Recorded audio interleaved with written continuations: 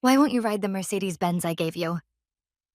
The voice carried a severity sharp enough to slice through even the frozen winter air.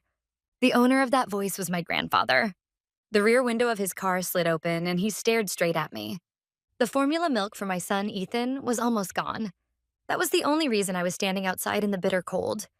Clutching the handle of a secondhand bicycle that had gone flat the moment I left the house, with Ethan strapped tightly to my chest in an old baby carrier, I walked on while he silently watched me.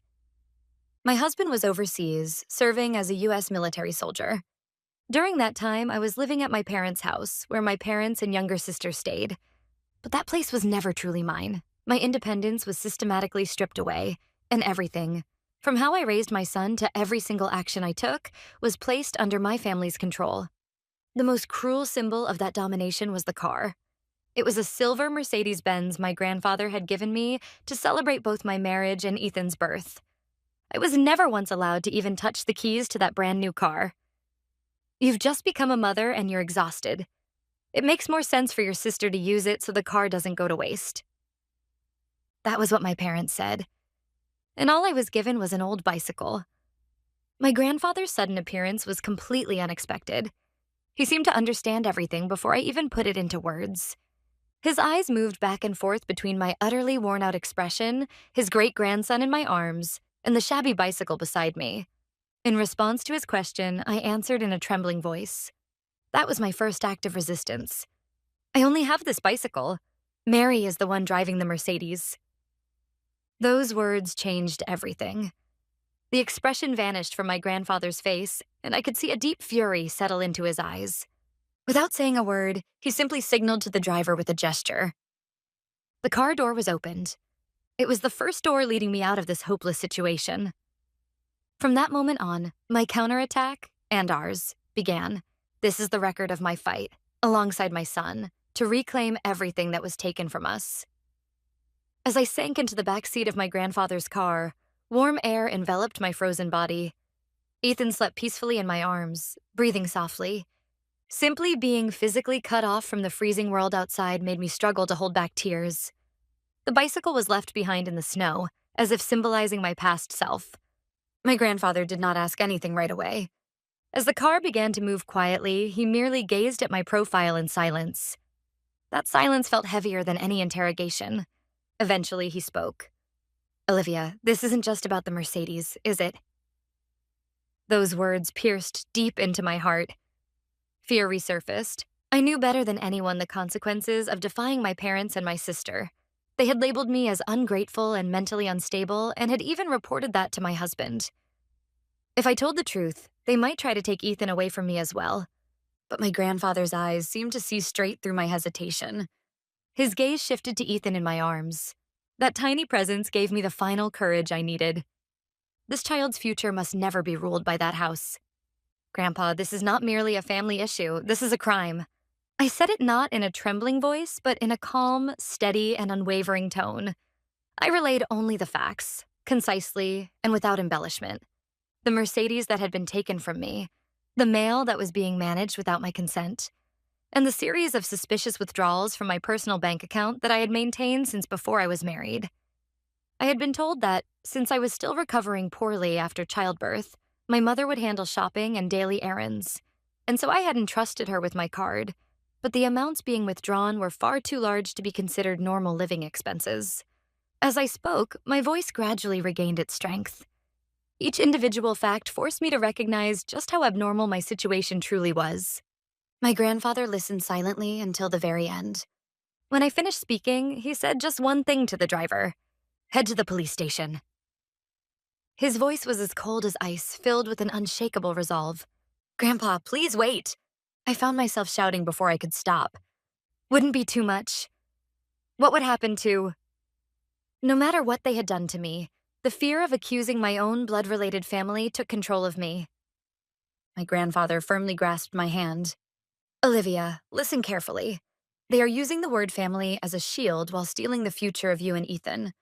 This is no longer a family matter. As you yourself just said, it is a clear and undeniable crime. And you can rest assured. From this very moment on, you and Ethan are under my protection." Those words were exactly what I had longed to hear for so long, yet what no one had ever said to me. All right, let's go to the police. I should also hire a lawyer and fight them then.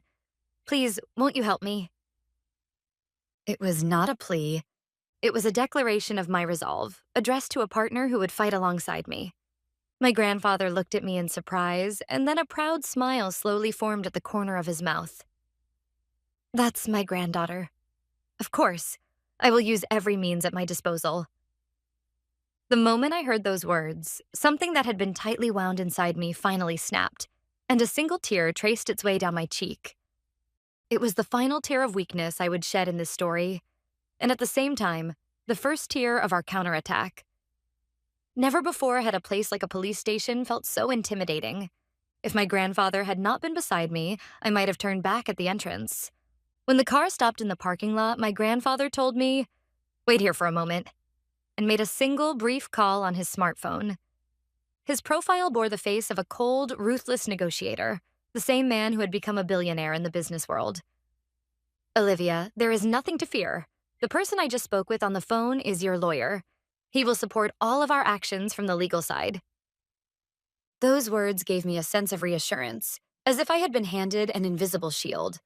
We entered the building, briefly explained the situation at the reception desk, and were immediately shown to a private room. The officer who handled our case was a seasoned female police officer. Her eyes carried a somewhat procedural tone, as though she were dealing with just another ordinary domestic dispute. "So, can you tell me what happened?" Prompted by her words, I began to speak. At first, my voice trembled. I was about to accuse my own parents and sister of being criminals. That reality tightened my throat with guilt, but the weight of Ethan in my arms compelled me to keep talking. I had to protect this child's future. As I moved from the story of the Mercedes-Benz to a detailed explanation of the suspicious flow of money from my bank account, the procedural look vanished from her face. She began moving her pen faster, occasionally firing sharp questions at me. "Did your parents give you any explanation for those withdrawals?" "They only said it was for the family's living expenses." "Were you personally given enough money to cover your own living costs?" "No, I was always told there wasn't enough." My grandfather, who had been listening to the exchange, quietly interjected, "Officer, that is not the only issue. I gifted my granddaughter a trust fund of $150,000 for her and her child's future. The documents should have been sent to her as well. Olivia, what happened to that money?" At my grandfather's words, I slowly shook my head. "What?" "I have never seen that kind of money or any documents like that, not even once." The instant he heard my answer, my grandfather's expression froze solid. He turned not to me but to the officer and spoke in a low voice. "I trust you understand now. There is a very strong suspicion that they concealed the very existence of the $150,000 that should have gone to Olivia, and that they have been illegally withdrawing funds from it as well." With that single statement, the atmosphere in the room completely changed. The female officer's eyes hardened with intensity. This was no mere financial dispute between parents and child. It was a calculated and malicious case of exploitation. She seemed fully convinced of that fact. When all the testimony was finished, the officer set down her pen and looked straight at me. "Thank you. I'm sorry for making you relive something so painful. We have officially accepted your report. We will immediately begin an investigation as a criminal case with strong suspicion of theft and fraud." Those words meant that the immense power of the law had finally taken my side. When we left the police station, the sky had already begun to darken. We got into my grandfather's car and headed toward his estate. It was in a completely opposite direction from the house where my parents lived. "Grandpa, what will happen from now on?" My voice trembled with anxiety. "We will act in accordance with the law, that is all." My grandfather's answer was concise. Yet within those few words was a weight that suggested he had anticipated every possible outcome. "The lawyer will come to see you first thing tomorrow morning, and there will be one more person as well, a forensic accountant who specializes in financial crimes. He will thoroughly trace the flow of money. We will uncover everything they took. Every last cent." There was no longer any hint of comfort in his words. They were a powerful declaration spoken by a commander preparing for the war ahead. Before long, the car passed through the gates of my grandfather's estate, a place I had visited many times as a child. It was a safe haven from my memories, filled with the warmth of a fireplace and the scent of old books. The staff greeted us quietly and guided us to a room where a crib had been prepared for Ethan. After laying Ethan down in the bed, the tightly stretched thread of tension inside me finally snapped, and I collapsed onto the sofa. Along with relief, a surge of intense anger washed over me. I would have to prepare myself to face my parents and my sister in a courtroom. There was no way they would remain silent and accept this. "Are you afraid?" My grandfather, who was suddenly standing beside me, asked me quietly. "No, I just feel anger, and I was thinking about what they might do next." Hearing that answer, my grandfather nodded with satisfaction. "Olivia, listen carefully. This is not a fight you started. It is a war they initiated. And during war, mercy is unnecessary. Stay close to Ethan tonight and rest well. Starting tomorrow, our counterattack begins." That night, for the first time in months, I was able to sleep deeply from the bottom of my heart. Ethan, perhaps adjusting quickly to the new environment, slept peacefully through the night without waking even once. The quiet and safety of my grandfather's estate soothed our exhausted minds and bodies. However, that peace did not last long. The next morning, when I woke up, I realized my smartphone was vibrating relentlessly. The screen was filled with an unbelievable number of missed calls and messages. Every single one was from my father, my mother, and my sister. When I opened the messages, I felt my heart turn cold. At first, they were filled with feigned concern.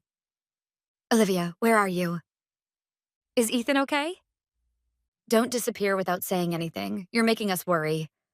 But as I continued to scroll, the tone of the messages gradually began to reveal their true nature. "You are an irresponsible mother. Bring the baby back here immediately. Who on earth put such stupid ideas into your head?" As the messages gradually shifted from concern to outright threats, my heart filled with a cold, burning anger. They still believed I was as powerless as I had been before. That arrogance was unforgivable. And then the message from my sister cut the deepest. "Mom and Dad are really worried now that you're gone. If there's been some misunderstanding, I want you to talk to us. But if you keep acting this selfishly, I might have no choice but to testify that you're mentally unstable and not in a condition to raise a child properly. I don't want to do that, though." It was an unmistakable threat, wearing the mask of kindness. At the same time as trying to figure out where I was, they had begun constructing a false narrative for the public and for my husband, that Olivia became mentally unstable and disappeared with her child without consulting anyone. A spine-chilling fear washed over me once again. Just then, there was a knock on the door, and my grandfather entered the room. Seeing the tension in my expression, he asked quietly, "What is it?" I turned my smartphone screen toward him. "Please look. They've just sent me the perfect evidence." After reading through the messages, my grandfather allowed himself a faint smile for the first time. "You're Olivia. Fear is their weapon, and it seems you've already begun to understand how they use it." As his words helped me regain a small measure of calm, the two men who had been promised arrived at the estate right on schedule. One was the lawyer my grandfather had described as the best in America, Mr. Thompson. The other was a forensic accountant specializing in financial crimes, Mr. Caldwell. They were the professional team assembled for the battle that was about to begin. Attorney Thompson was a man with sharp eyes, every bit the image of a brilliant legal mind. He first read through all the messages my parents had sent to my smartphone, then nodded quietly. "This is a textbook case of coercive control. They instill guilt in the victim and drive her into psychological distress. It's behavior the courts despise the most. They don't even realize they're digging their own graves." Next, Mr. Caldwell took a seat in front of me. True to his profession as a numbers expert, he began asking questions in an extremely neutral, businesslike tone, stripped of emotion. "Miss Olivia, regarding the bank account your parents were managing, do you recall ever signing a power of attorney or any document delegating access rights?" "No, not once." "And the $150,000 trust fund your grandfather gifted to you? Same situation, correct?" "Yes, I wasn't even told that it existed." After hearing my answers, Mr. Caldwell began tapping on the keys of his laptop. "We have already obtained court orders compelling full disclosure from all relevant financial institutions. We will trace every single flow of money down to the last cent. Who withdrew it, when, where, and for what purpose, and even the final destination of those funds. Everything. Their professional competence gave me an immense sense of reassurance. This was no longer an emotional tale of personal revenge carried out by me alone. It was the rightful recovery of my rights, grounded in unshakable facts, law, and numbers. That afternoon, the first urgent report came in from Mr. Caldwell, the forensic accountant. Olivia, please listen carefully and try not to be shocked. From both your personal bank account and the trust fund you were never informed about, nearly $80,000 has been illegally withdrawn in total. We have confirmed expenditures for renovations to your parents' house, purchases of luxury brand items for your sister, and even payment for a cruise on a luxury liner. I caught my breath. My mother had said it was only for shopping for Ethan and daily food expenses. The lie and the sheer scale of their greed hidden beneath it made something deep inside me burn with rage. The figure, $80,000, was so heavy it almost lost its sense of reality in my mind. It was not merely a financial loss. It was complete betrayal by my family and a desecration of my son's future and mine. My body trembled with anger, and no tears would even come. Mr. Thompson listened calmly to Mr. Caldwell's report, but a clear spark of anger burned in his eyes. Olivia, calling this theft or fraud alone would be far too mild. This constitutes breach of fiduciary duty, financial fraud, and multiple felony-level offenses. These are extremely malicious criminal acts. In parallel with pursuing civil damages, we will also consider filing a criminal complaint with the district attorney's office. Criminal charges. The words stole my breath away. It meant there was a real possibility of sending my own parents and sister to prison. For a brief moment, hesitation crossed my mind. But when I thought of what they had done, it was the consequence they deserved. They had tried to take everything from me, fully prepared to face the legal consequences. That evening, the situation escalated even further. The intercom at my grandfather's estate rang. On the monitor appeared the faces of my parents and my sister. Somehow, they had finally managed to track down this place. Olivia, we know you're in there. Come out at once. My father's furious shout echoed through the intercom. My mother put on a performance of collapsing into tears, while my sister hung her head like a tragic heroine. What I felt as I watched their farcical act was not fear, but contempt. My grandfather instructed a staff member to call the police at almost the exact same moment that I took out my smartphone and began recording video. Grandpa, please watch, I said calmly, continuing to record. Just as Attorney Thompson predicted, they came here and created irrefutable evidence of harassment and stalking with their own hands. Watching my words and actions, my grandfather placed a hand on my shoulder with a proud expression and spoke quietly. Yes, exactly. Olivia, you'll be all right now. It did not take long before the police arrived, issued a strict warning to my parents and sister, and ordered them never to approach this property again. After they were turned away by the police, I immediately sent the recorded video to Attorney Thompson. Grandpa, how did they know I was here? My grandfather gazed into the flames of the fireplace and answered calmly. They did not know, most likely. Rather, they panicked and concluded that this was the only place you could possibly go. He continued, if there is anyone who could give you the power to escape their control, it is me alone. They feared that, and at the same time, they had no choice but to gamble on it. What they did today was not a calculated strategy. It was nothing more than the howling of wolves whose prey had escaped. However, Attorney Thompson analyzed the incident from a different perspective. As he reviewed the police report, he said with a stern expression, indeed, their actions were impulsive, but at the same time, this shows that they are so cornered and dangerous that they would completely ignore legal warnings. There is a real possibility that they may act even more unpredictably from here on. Then he turned to me. Olivia, you should inform your husband about this situation. If they try to make contact next, it will likely be with your husband overseas. They may tell him, your wife has become mentally unstable and abducted the child. There is an extremely high chance of that. That observation made me gasp. I then told my husband Ryan fragments of what was happening so far. My parents would surely exploit Ryan's goodwill and his love for me in order to pull him over to their side. If that happened, the situation would become even more complicated. I'll video call him tonight, I said with determination. I'll tell him the entire truth, in my own words. That was the next trial I would have to overcome. Taking Attorney Thompson's point into account, I voiced another concern. Um, what about the money still left in my account? Could they withdraw everything that remains? At that moment, Attorney Thompson relaxed his expression slightly for the first time. There's no need to worry about that, Olivia. Immediately after we filed the report with the police yesterday, we requested an emergency asset preservation order from the court, and it has already been approved. All of your accounts are now legally frozen and fully protected so that no one except you can access them. Mr. Caldwell added to his explanation, they can no longer move a single cent from your accounts. One reason they physically showed up here is because we have already stripped them of money, their most powerful tool of control. That fact brought me profound relief from the bottom of my heart. My counterattack was not driven by emotion alone. Legal and financial professionals had been steadily and decisively cutting off the enemy's supply lines, quietly and effectively, without me even realizing it. That night, I hardened my resolve and made a video call to Ryan, who was stationed at an overseas base. As my story unfolded, the expression on his face shifted from shock to confusion, and then to a quiet, simmering anger.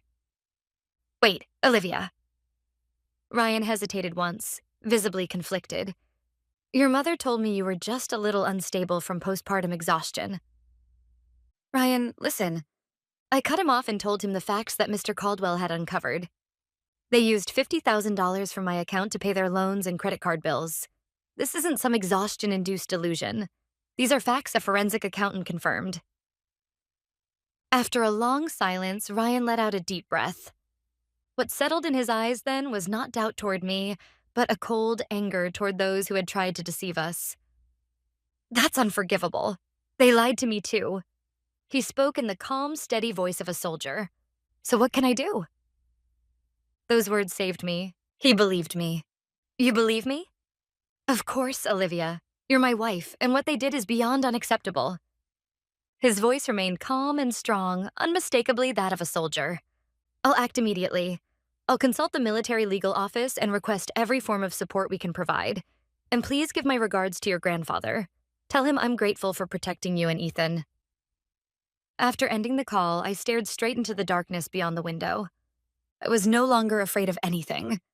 With Ryan firmly on my side, our counterattack accelerated even further. Through the military legal office, Ryan prepared documentation proving that this case constituted a malicious exploitation of a service member's family and sent it to Attorney Thompson. They thought they were just deceiving an ordinary housewife. They will soon realize what it means to lay a hand on the family of a U.S. service member.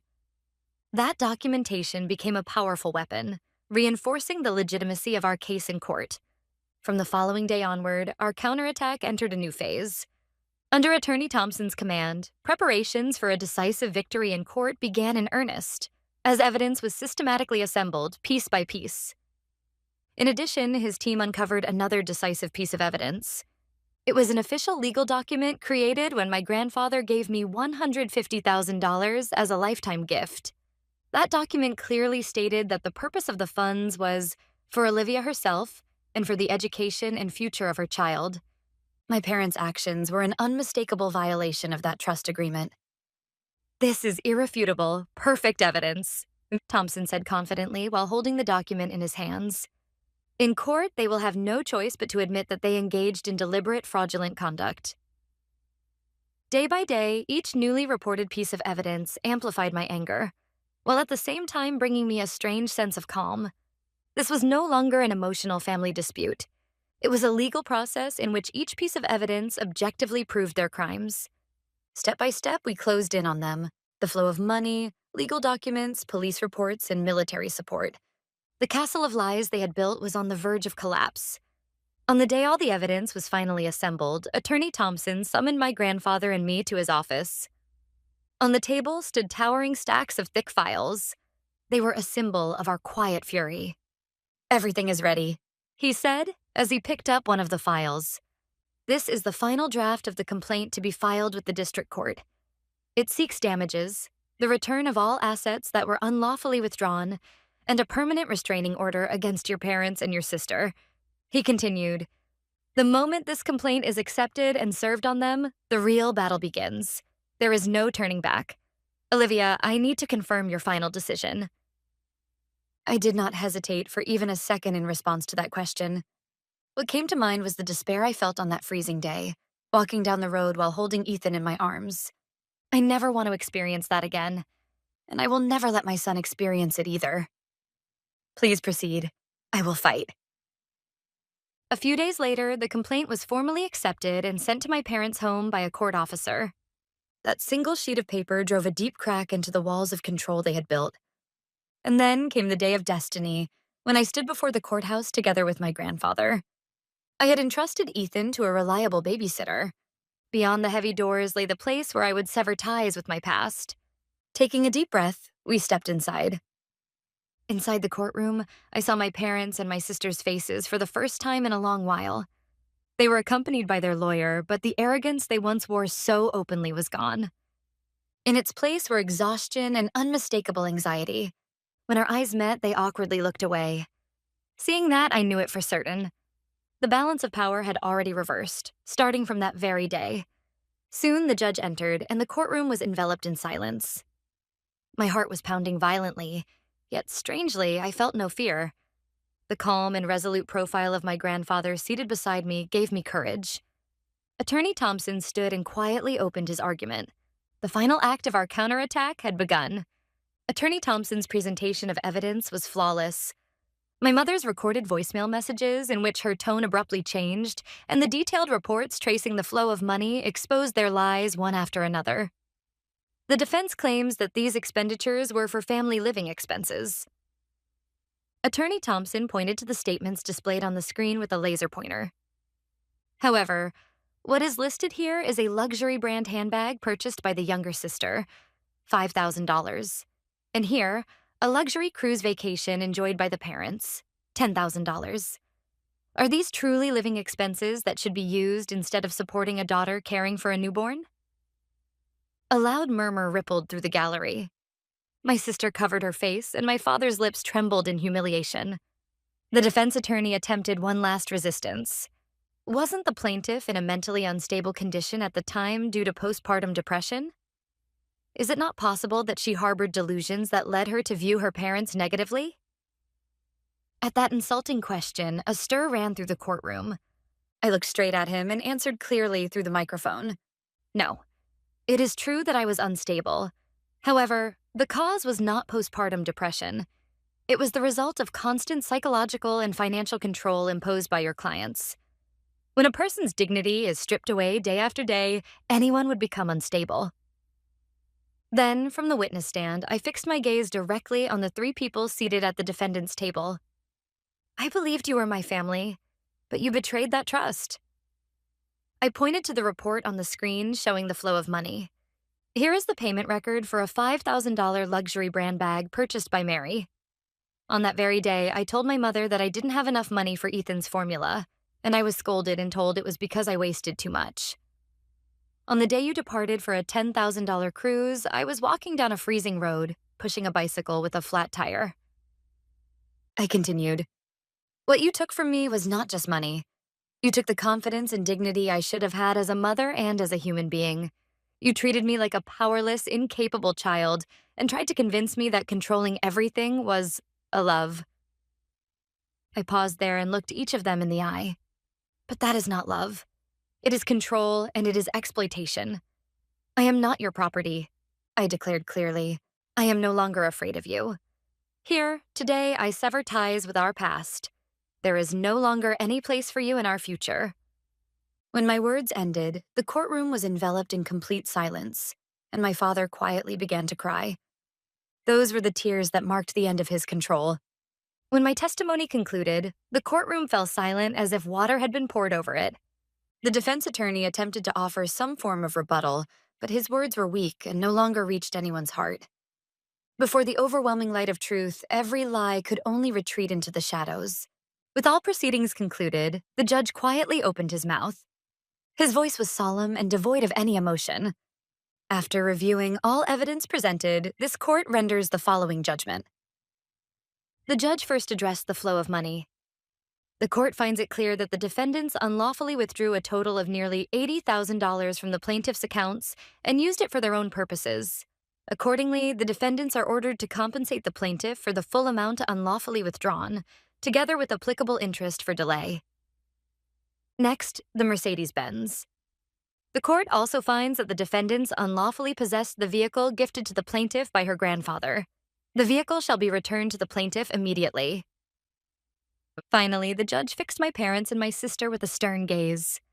The most serious issue is the psychological and financial domestic abuse the defendants inflicted upon the plaintiff. This constitutes an extremely malicious form of coercive control that exploited the trust inherent in a family relationship. The judge paused briefly, then delivered the final ruling. Accordingly, the court hereby issues a permanent protective order prohibiting the defendants from approaching the plaintiff, Olivia, and her son, Ethan. Any violation of this order will result in immediate arrest and incarceration. The gavel struck, and everything was over.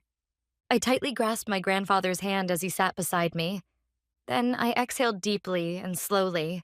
It was the first true breath I had been able to take from the depths of my heart in more than a year. Several months later, I held the keys to my own apartment in my hand. Ethan was sleeping in the back seat, and in my hands was the steering wheel of that silver Mercedes-Benz. With my grandfather's support, our new life had begun quietly. As for what became of them, according to the final report from Attorney Thompson, they were forced to sell their house in order to pay the compensation ordered by the court. Mary, stripped of the Mercedes by court order, could no longer maintain her former luxurious lifestyle. Their reputation within the local community collapsed, and their former friends all distanced themselves, cutting off those relationships completely. And the three people who once controlled me, having lost everything, were left without even emotional breathing room, now spending their days in a small rented apartment, hurling blame at one another for their failures. The kingdom of lies they had built was so fragile that it collapsed under its own weight. I no longer think about them. Before me are my son's smile, which I must protect, and the warmth of my grandfather's unwavering support. Never again will their shadow fall across our future. The fight is over.